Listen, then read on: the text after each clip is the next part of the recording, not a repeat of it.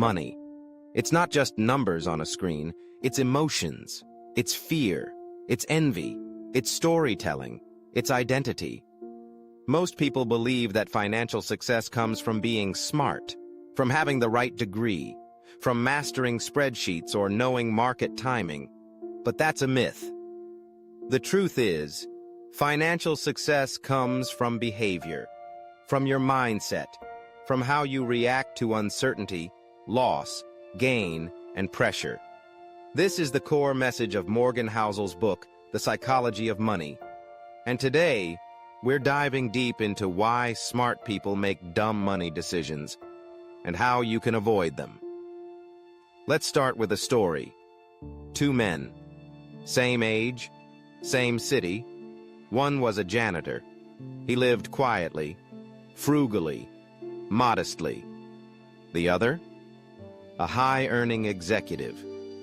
Drove luxury cars, wore designer suits, hosted charity galas.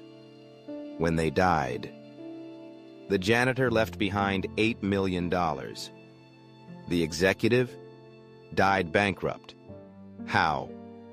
Behavior, not intelligence, not income. Behavior. This is what the psychology of money is all about. Doing well with money has little to do with how smart you are. It has a lot to do with how you behave.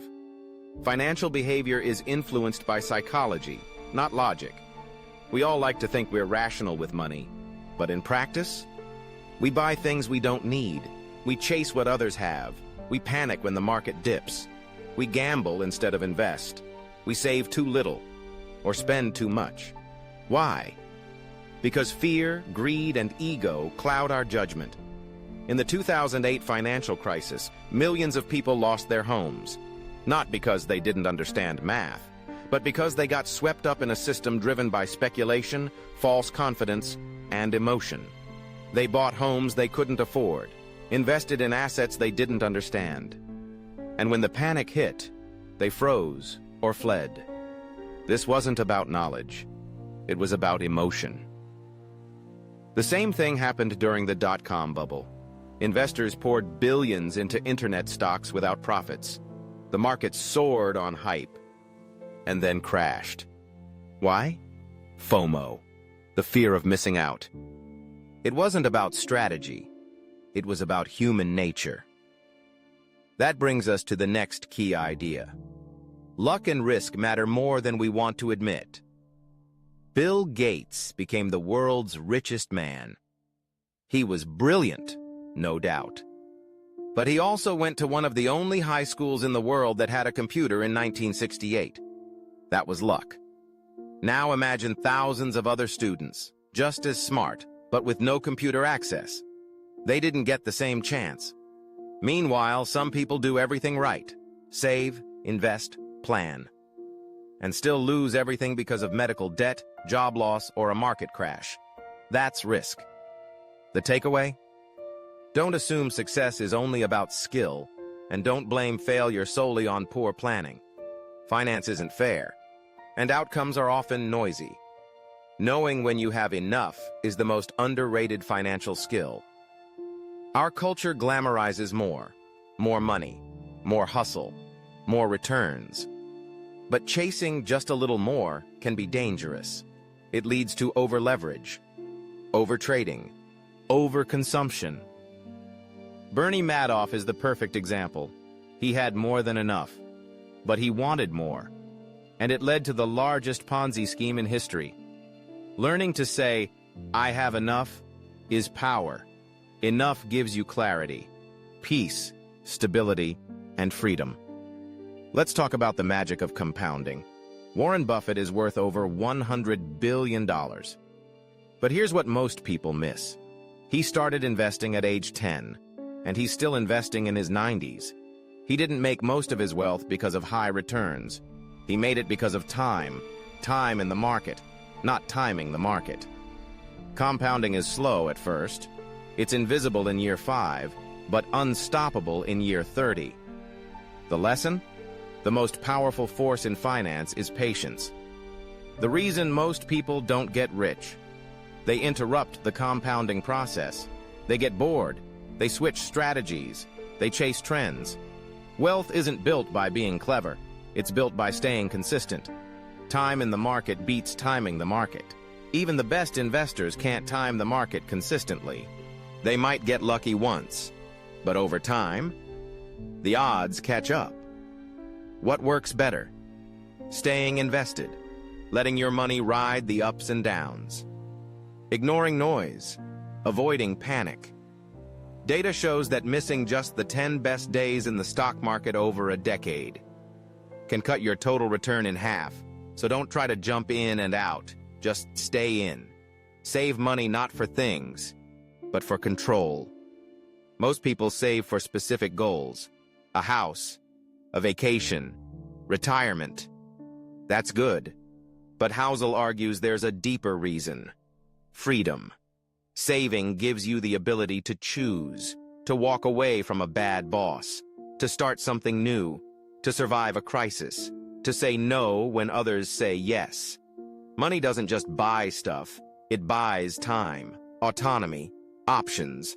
That's real wealth. Everyone sees money through their own lens.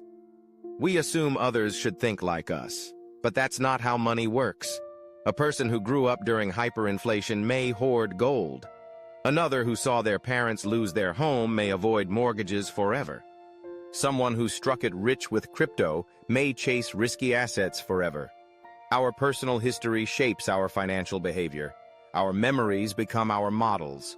So when you see someone make a decision that seems irrational, remember, it might make sense to them. And the same goes for you. You're not irrational. You're just operating with your own history, fears, and goals.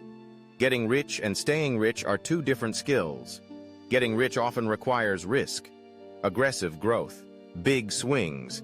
But staying rich, that requires humility, caution, and sometimes fear. You have to protect what you've built. Be okay with boring returns. Be patient. Fortunes are often lost by trying to grow too fast. As Housel puts it, conservative spending plus consistent investing equals long-term wealth. Real wealth is what you don't see. Most people confuse being rich with looking rich. Nice car, big house, designer clothes. But wealth is invisible. It's money saved, debt avoided, freedom gained. The person driving the 10-year-old Toyota may be wealthier than the person in a brand new Tesla. Why? Because one is focused on freedom. The other is focused on flexing. Let's recap the big ideas. Behavior, intelligence, luck, and risk are always at play. Knowing enough keeps you grounded. Compounding rewards the patient. Time in the market matters more than timing. Savings. Buy freedom, not just things. Everyone's money decisions make sense to them. Getting rich requires risk. Staying rich requires discipline. Real wealth is quiet, not loud. Now let's zoom out. What's the big takeaway from the psychology of money? It's not about making more spreadsheets, or chasing the hottest stocks, or getting a perfect credit score. It's about understanding yourself, your behavior, your triggers, your story. It's about designing a life where money supports your values, not your insecurities. It's about freedom, time, peace. Because at the end of the day, no one cares what car you drive. No one remembers what brand you wore. What matters is, did your money work for you?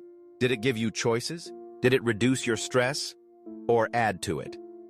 That's what real financial success looks like. If this video helped you think differently about money, subscribe to Read to Think. Each week we break down books that help you grow your mind and your future. Thanks for watching. And remember, learn smarter, live better.